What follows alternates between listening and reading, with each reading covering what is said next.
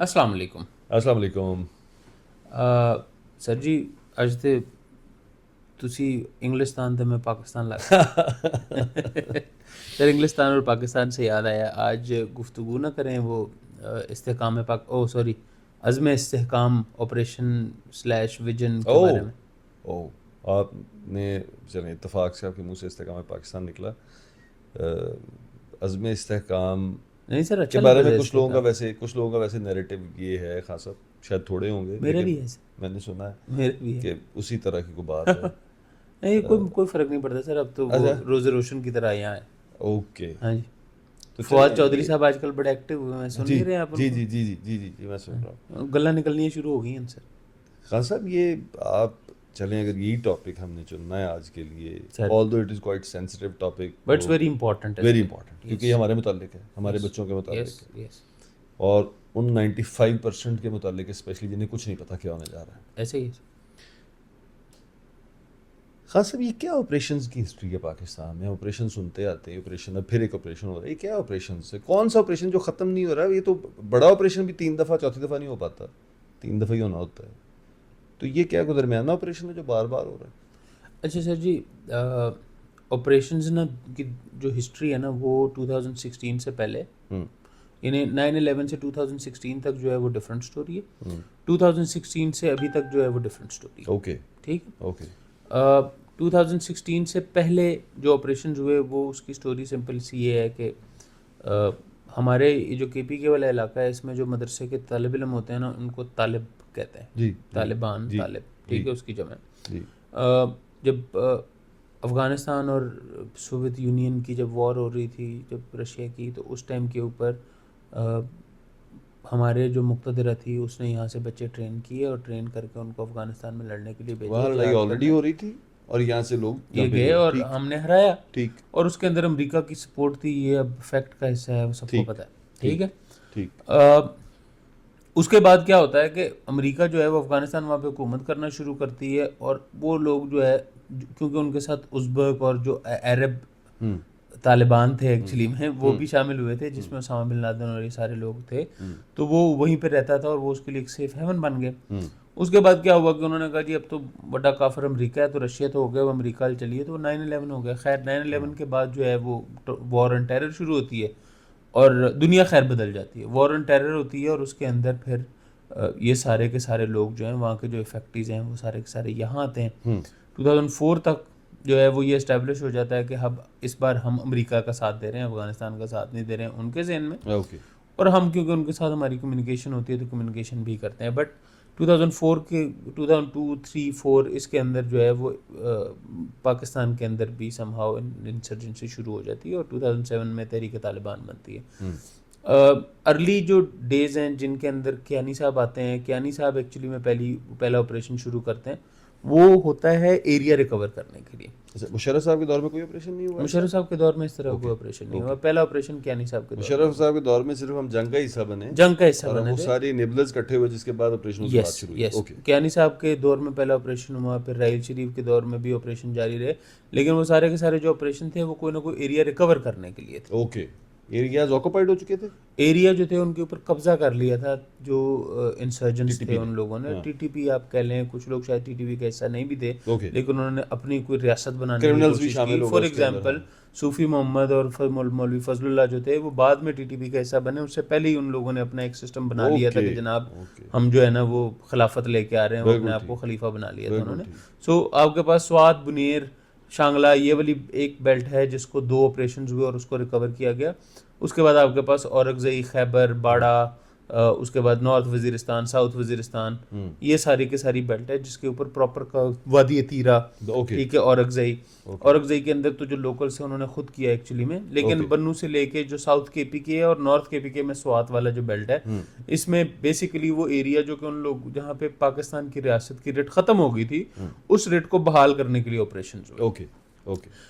जो पहला ऑपरेशन जिसको हम रद्दुल फसाद कहते हैं, वो एक्चुअली में जो हमारे मासूम और प्यारे बच्चे पेशावर में APS के अंदर जब वो शहीद हुए, तो उसके बाद सब लोगों ने एक नेशनल एक्शन प्लान बनाया और हम्म उन्होंने कहा कि जी हम ये काम करेंगे। उसमें जनाब एक जो एंटी टेररिज्म जो है वो अथॉरिटी बनाई और पूरा का पूरा सिस्टम वो पहला था कि जिसके अंदर उन्होंने कहा कि जी हम अब ख़त्म करेंगे पूरी पाकिस्तान के अंदर, हम इंटेलिजेंस बेस्ड ऑपरेशंस करेंगे और ये जो स्लीपिंग सेल्स हैं और ये सारे हैं इनको हम तो ये ख़त्म पहला करेंगे। नेशनल लेवल का पहला नेशनल operation लेवल था। का जो है वो रद्दुल फसाद था।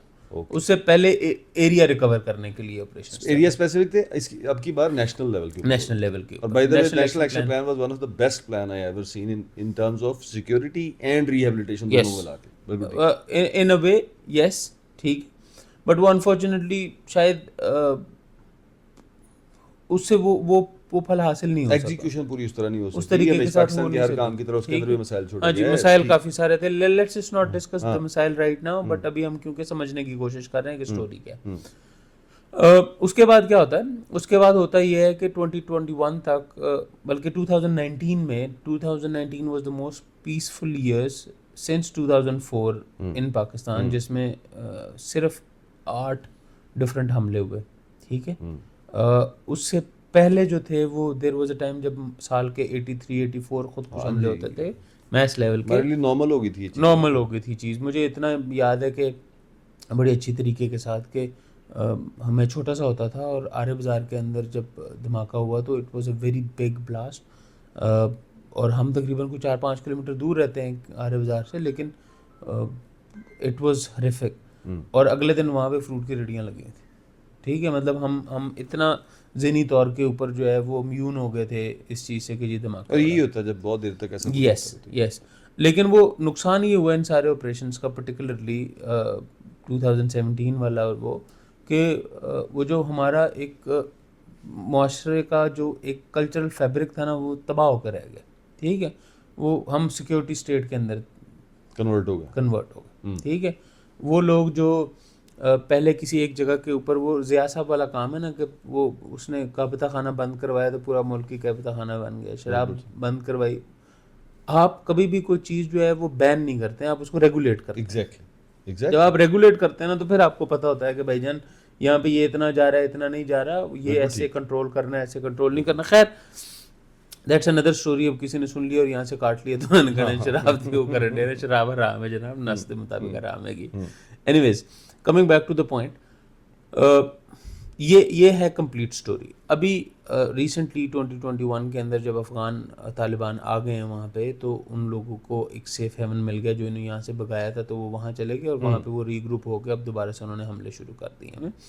और मेरे ख्याल में उसकी वजह जो है वो ये है कि जो लोग एक्चुअली में तालिबान को समझते हैं और जिन लोगों के ताल्लुकात रहे हैं, और मैं I don't really like him seriously, but like somebody Fazal Rahman जो कि उनके उस्ताद रहे हैं, और जो KPK में रहने वाले लोग थे, पर्टिकुलरली इमरान खान को भी मैं उसके अंदर डालता हूँ कि उसको भी तालिबान खान कहते थे। He has always been supporting the cause के जनाब लड़ाई से नहीं, हमेशा से बातचीत से हल होनी चाहिए। तो वो दीज आर द पीपल जिनके लिए उनका सॉफ्ट कॉर्नर है कि अगर वो बात करेंगे तो शायद उसको टाल नहीं सकेंगे।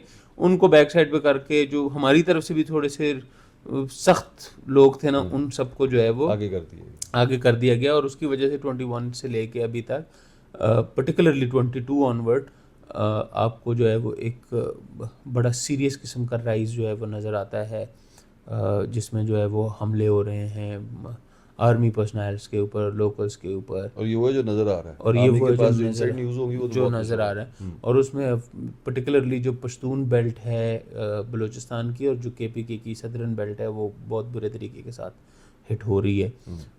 तो अब जो है वो गवर्नमेंट ने decide, I don't know, it's because of the वो जो चाइना क्योंकि लास्ट जो बड़ा हमला हुआ है वो शांगला के अंदर, वो चाइनीज़ के ऊपर हुआ है, तो वो शायद उन लोगों ने कोई खींचा ताना होगा, तो उसकी वजह से, या फिर there could be some other reasons. National strategy जो है वो अब प्लान इनिशियली इन्होंने ये किया कि इन्होंने एपेक्स कमेटी के अंदर प्लान बनाया कि जनाब हम ये शुरू करने लगे हैं। फिर उसके बाद जब लोगों ने एक्सेप्ट नहीं किया तो उन्होंने कहा जी ये एक विजन है, ये ऑपरेशन नहीं है, बट ऑन पेपर नज़र आ रहा है। बिकॉज 25 तारीख को भी इन्होंने बन्नू के अंदर एक इंटेलिजेंस बेस्ड ऑपरेशन किया है, 26 को भी किया है कोयटा के अंदर, एंड मैं शायद नंबर 24 और 25 को किया है मेरे ख्याल में इन्होंने, और 26 तारीख को जो मसूद खान साहब थे उन्होंने जाके पेंटागन को कहा कि जनाब सानू शॉर्ट रेंज हथियार दो। ठीक है, so that's the whole story sir. कहाँ से खान साहब, sir firstly thank you very much, ये Sir, बड़ा sir. होलिस्टिक व्यू है। ये सर मेरा होलिस्टिक व्यू नहीं है, it's something that I have heard from the its people information. Sir. हाँ सब 16 दिसंबर का वाक़या होता है, इमरान खान धरना दे रहे होते हैं और उस दर्दनाक वाक़े के बाद नेशनल एक्शन प्लान बनता है। अभी आपने उसका जिक्र भी किया, सारी कौम इकट्ठी होती है और उसके समरात भी मिलते हैं पाकिस्तान को। जैसे मैंने पहले कहा कि आई लव दैट प्लान, चूँकि I use to be a security personal, मैं पुलिस में रहा हूँ, तो मैं प्लानिंग्स होती देखता था छोटे लेवल के ऊपर। जब मैं उसी को ज़रा बड़े लेवल पे देखता हूँ तो बहुत सारी एजेंसीज इन्वॉल्व हो रही हैं, एजेंसीज के अलावा सिविल इदारे इन्वॉल्व हो रहे हैं, और फिर एक ऐसा प्लान तैयार होता है जिसमें एक्शन भी होगा और फिर रिहेबिलिटेशन भी होगी, ये सारा कुछ उसके अंदर शामिल होता है। पाकिस्तान के अंदर हर चीज़ में नकाइश रह जाते हैं, उसमें भी रह गए होंगे। जिस तरह उस वक़्त जनरल रहीद शरीफ ने तमाम स्टेक होल्डर्स को, सियासी दुश्मनों को भी, मुखालफों को नहीं दुश्मनों को भी इकट्ठा कर दिया, एक टेबल पे बिठाया और पाकिस्तान ने उस वक़्त की उस मुसीबत से जान छुड़वाई। इस वक़्त पाकिस्तान एक नहीं कसीरुल जहती मसाइब का शिकार है। पैसे का मसला है पाकिस्तान को, क्रेडिबिलिटी का मसला है पाकिस्तान को, तजारत का मसला है पाकिस्तान को, यूथ जो तैयार हो रही है इतनी बड़ी तादाद में उसके लिए आगे अपॉर्चुनिटीज़ का मसला है पाकिस्तान को, पाकिस्तान का क्रॉस बॉर्डर टेरिटोरियल मसाइल का शिकार है, पाकिस्तान अलहदा हो गया दुनिया में, दोस्तियाँ नहीं रही, बड़े सारे मसले सुनने को मिलते हैं और हैं भी, हम जानते हैं, हम पढ़े लिखे लोग हैं, हम समझते हैं कि सारा कुछ है। बजट बनता है तो हमने नहीं बनाया, किसी ने बाहर से आके बनाया। इस दफ़ा तो बरमला सब मान रहे हैं, हाँ जी, जो गवर्नमेंट हमेशा कहती थी नहीं नहीं ऐसा नहीं है, अपोजिशन कहती थी IMF ने बनाया है, इस वक्त गवर्नमेंट भी करी हाँ IMF ने बनाया। मतलब we are the worst At the lowest point. Lowest point of our history. मेरा ख्याल है 16 दिसंबर के उस बच्चों वाले वाक़े से, जो आर्मी पब्लिक स्कूल में वो बड़ा दर्दनाक वाक़या था, ये उससे ज़्यादा क्रिटिकल सिचुएशन है। क्या ये बेस्ट टाइम नहीं है आज की क़यादत के लिए, जनरल आसिम मुनीर साहब के लिए और जो लोग मैटर करते हैं उनके लिए, कि खान साहब को भी बाहर निकालें, सबको निकालें, बाहर टेबल पे बिठाएं, और मेरा ख्याल है सबकी फेस सेविंग भी हो जाएगी इसके अंदर, और सबको बिठा के बैठ के नेशनल एक्शन प्लान जैसा एक एक्सटेंडेड वर्जन लॉन्च करें। पाकिस्तान की इकोनॉमिक प्लान भी आज ही चाहिए, आज ही चाहिए, कल का दिन नहीं है पाकिस्तान के लिए। और पाकिस्तान को इस तरह के एक्शंस भी चाहिए। पाकिस्तान को टेररिस्ट से भी सफाया करना है इसका, और जो इकोनॉमिक क्राइसिस है उससे भी बचाना है। और पाकिस्तान में, और अगली बात मेरा कहना क्या है, अगर ये मूव ऐसी कोई आ जाती है आज और मे भी इसका पार्ट हो, तो वो जो गैप क्रिएट हो गया है मेरे अंदर और मेरी फ़ौज के अंदर, आज मैं ही हूँ ना, जो मेरी बच्चे हैं, मेरी जैसे लोग हैं, कहीं मैं भी हूँ उसके अंदर, वो गैप भी शायद फिल हो जाए जब उनका बिलव्ड, जिसके साथ ये इस्टेब्लिश हो गई है मोहब्बत खान के साथ, इस कौम की, खान को बाहर लाने से वो गुडविल जेस्चर आ जाए और वो कौम भी जुड़ जाए, तो कितना कुछ हो सकता है अगर आज दोबारा उसी तरह से दोबारा लोग इकट्ठा कर लिया जाए, पुरानी बातें ख़त्म करके सिर्फ जंगी हालात नाफिज करके पाकिस्तान में इकनॉमिक के और फिज़िकल जो लड़ाई हो रही इन दोनों के, क्या ये राइट टाइम नहीं है ये सब करने का? सर जी वैसे मेरे ख्याल में जितना खूबसूरत तरीके के साथ आपने अल्फाज के साथ खेला है ना, बड़ी चालाकी के साथ, वो शायद बहुत कम लोग हैं जो बहुत सारी ऐसी चीज़ें जिससे मैं एग्री नहीं करता, वो आपने उसको इस तरीके के साथ के जिसमें क्वेश्चन मार्क के बजाय आपने एक स्टेटमेंट के तौर पे जो है वो इकट्ठे कर लिए। लंबी चौड़ी बातें हैं सर, लेकिन मैं आपको रियलिटी में बताऊँ, क्विक रिव्यू में आपका चाहता हूँ क्विक सर, क्विक हल तो यही है सर, इसमें तो कोई शक वाली बात नहीं है, ठीक है। बट क्या फ़ौज बैरक में वापस जाएगी?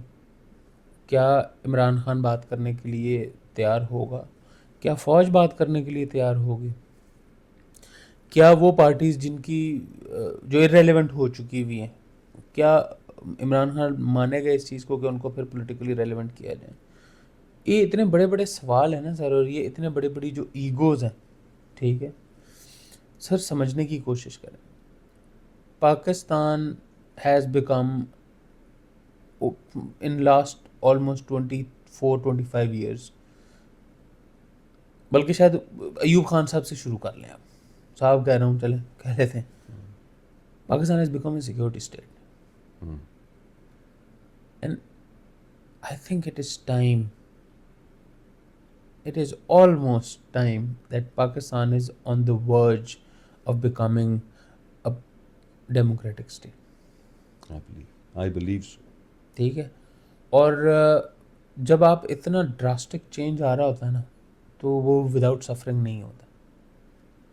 आई थिंक मेरे ख्याल में ज़्यादा लंबी चौड़ी बात नहीं मैं करना चाह रहा इसके ऊपर, शायद कोई नामुनासिब बात भी निकल जाए, but there is only one way forward. जो मेरा मानना है सर, मेरा मानना ये है कि हु एवर डिड रॉन्ग, जब वो पावर में था, वो इमरान खान हो, वो नवाज शरीफ हो, वो XYZ हो, वो जनरल बाजवा हो, जो मर्जी हो, ठीक है, उन सब को फेयरली ट्रायल किया जाए और उनको सज़ा मिलनी चाहिए। Okay, number one, the most important one. Number two, ये जो फार्म 47 फार्म 45 है, ये वाली जो चीज़ है, ये हमेशा के लिए ख़त्म होनी चाहिए, इसके बगैर होगा नहीं। Number three and the most important one, फ़ौज को वो काम करना चाहिए जो आइन उसको मैंडेट देता है, ना कि वो काम जिसे आइन उसको स्ट्रिक्टली रोकता है, ठीक है। इसके बगैर पॉसिबल नहीं है। इमरान खान के लिए कौन सा love sir? Who is Imran Khan? कभी आपने सोचा भी है सर इमरान खान कौन है? ना उसका आगा है ना पीछा है सर। हम तो लोग ही वही हैं जो आगा पीछा, विआह भी करना होता है कहते जी कोई टैनी नाल थोड़ी ना करना होता है, टैनी दे नाल पूरा दरख्त होता है पीछे, ठीक है। इमरान खान के पास कितना टाइम रह गया? 8 साल, 10 साल, 5 साल, अल्लाह ताला मेरे मुंह में खाक ही है, लेकिन अल्लाह ने ज़िंदगी लिखी हुई कितनी भी लिखी हुई है, बट Productive, ये सेन physically लाइफ, भी तो प्रोडक्टिव productive लाइफ है। कितनी होगी उसकी? 5-10 साल, ठीक है। उसके बाद क्या है? वो जो उसके बेटे हैं, वो जो मम्मी डैडी, उन्होंने तो आके यहाँ पे नहीं खाना ना, I totally disagree with your all points. I totally disagree with 3 लाइनों ठीक में है। मैं आपको डिसएग्रीमेंट प्लेस कर देता हूँ। मैं इस बात को ड्रैग नहीं करना चाह रहा, हम चाहते हैं इस प्रोग्राम को ओके, यहीं क्लोज कर ओके, लें। ओके। डिसएग्री मैं जरूर करना चाह रहा हूँ इसी हाँ, प्रोग्राम में। कर ले। नंबर वन ये कि हु इज़ इमरान खान, इस जनरेशन जो अभी प्रिवेल कर रही है, जो आपसे मेरे से अगली जनरेशन है, वो कोई नहीं आगा पीछा देखती ना शादियाँ करने के लिए अब, ना किसी, इसलिए उनको इमरान खान के आगे पीछे से भी कोई कंसर्न नहीं। Number one. Number two, who is Imran Khan, आप जानते हैं हु इज़ इमरान खान, वो कुछ भी ना हो तो वो सब कुछ है इस वक्त। नंबर थ्री, जो आप कह रहे हैं वो बातें सारी जायज़ और दुरुस्त हैं, और शायद अगर खुदाई बात की जाए तो यही बात है कि बिल्कुल हर मुजरिम को सज़ा मिले और आर्मी बैरक्स में चली जाए, और ये सारी बात है। लेकिन पाकिस्तान के तनाजुर में देखें तो इसे फतह मक्का मॉडल की ज़रूरत है, जहाँ पे किसी को कोई सज़ा ना मिले, चीज़ें रूल आउट कर, बल्कि ट्रुथ एंड रिकन्सिलेशन में भी सिर्फ रिकन्सिलेशन हो, एक दफ़ा चीज़ें सारी सॉर्ट आउट क्लोज कर दी जाएँ, लेकिन क्लोज वंस फॉर ऑल की जाए, और इसके आगे इसके आगे बेरहमी की जाए। क्यों? क्योंकि पाकिस्तान को, जो आपने बात कही ना, एग्जैक्ट मेरे भी वही मानना है कि पाकिस्तान अपने उस टर्न अराउंड टाइम के ऊपर खड़ा है जहाँ से यह खाई में जाएगा या फ्लाई करेगा। पाकिस्तान खाई में नहीं जाएगा सर, सो ये फ्लाई ही करेगा, तो वो पाकिस्तान करेगा फ्लाई करेगा रिकन्सिलेशन सर, से।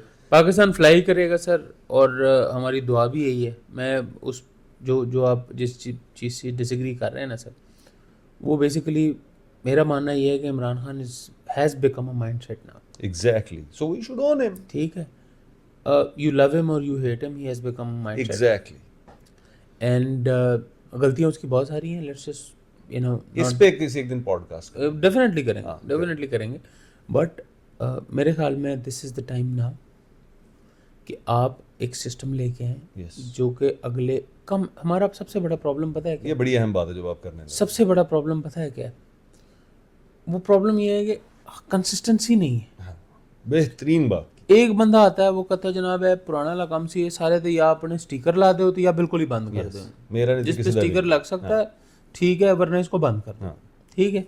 और लाइफ कितनी है एक प्राइम मिनिस्टर की? 2 साल, 2.5 साल, 3 साल, ठीक है। That is the biggest problem, that is the biggest problem. Democratically हो तो कोई मसला नहीं है, डेमोक्रेटिकली हो तो कोई मसला नहीं, बिल्कुल लेकिन ठीक। डेमोक्रेटिकली होता नहीं है ना, प्रॉब्लम ये है। यू आर राइट, आप मुझे कोई एक बंदा बताए जो डेमोक्रेटिकली हटा हो यार, 100% ठीक है। ठीक है। उस टाइम के ऊपर सारे कहते हैं जी वो असी तो नहीं किता। जनरल साहब क्या कहते थे? जनाब असी तो पॉलिटिक्स है ही कोई नहीं, साडा कोई चक्कर नहीं, ठीक है। अब वो सारी बोल रहे, आने दोनों वाला भी पार्टियां बोल स्टेटमेंट रही देता है, जाने वाला ठीक भी है। देता है, बिल्कुल ठीक। सर जी, मैं उस दिन किसी से बात कर रहा था तो उसने मुझे कहा कि जी आज हम जिन घरों में रहते हैं ना, आज से 100 साल के बाद यहाँ पे अजनबी रहते होंगे और उन अजनबी को हमारे नामों का भी नहीं पता होगा। बिल्कुल ऐसी हकीकत है, ठीक है सर जी। क्यों? कितने साल? जनरल बाजवा साहब को अभी गए हुए कितना अरसा हो गया, लोग उनको क्या पता क्या होगा भैया, सलवाते कहते हैं, ठीक है। Need your closing remarks, we are already. मैं सिर्फ और सिर्फ क्लोजिंग की तरफ जाता हूँ कि आप सब लोगों से रिक्वेस्ट है, अगर आप सुन रहे हैं, आप तक ये वीडियो पहुँचती है, मैं मुक़्तदिर से बात कर रहा हूँ, मैं उन लोगों से बात कर रहा हूँ, उन 5% से बात कर रहा हूँ जो मैटर करते हैं। अगर आपने अभी भी होश के नाखून ना लिए और आपने अवाम की आवाज़ को ना सुना, तो जो इस्तेकाम पाकिस्तान पार्टी का हाल हुआ है वही अज़्म इस्तेकाम का भी होगा, और खुदा न खास्ता वही हालत पाकिस्तान की भी ना हो जाए, नौज़ुबिल्लाह। मेरी आसिम साहब से रिक्वेस्ट है कि वो क्लोजिंग रिमार्क्स दे सर। खासा बिन ये जो आखिरी लाइन है ना इस्तेकाम पर, जहाँ से बात शुरू हुई थी, आप बहुत खूबसूरती से आप वही लेके आए हैं, और चुके न जाइए। है तकलीफ दे, लेकिन ये ऐसी सच्चाई है, सबको एहसास है इस बात का। और मैं सेकंड करूँगा आपकी बात को कि इस्तेकाम पाकिस्तान वाला हाल नहीं चाहते हम, ना पाकिस्तान का, ना इस ऑपरेशन का, ना पाकिस्तान की मुस्तकबिल का, ना इस कौम का। वहाँ भी गलती एक थी कि जो रियल स्टेक होल्डर्स थे वो नहीं थे, ज़बरदस्ती की शायद डमी लोग थे। रियल स्टेक होल्डर्स हैं मेरे 5%, रियल स्टेक होल्डर्स हैं 95%। उन्हें शामिल करें, सबको इंक्लूड करें, इंक्लूसिव अप्रोच लाएं, और इंशाल्लाह ताला ऐसे ऑपरेशंस बार बार करने की जरूरत नहीं रहेगी इंशाल्लाह। इंशाल्लाह। दुआ में याद रखें, इस वीडियो को दोस्तों के साथ शेयर करें, 5% तक पहुँचाएँ, इस चैनल को सब्सक्राइब करें, और हमें अपनी राय से ज़रूर नवाजें। बहुत शुक्रिया। अस्सलाम वालेकुम। अस्सलाम वालेकुम।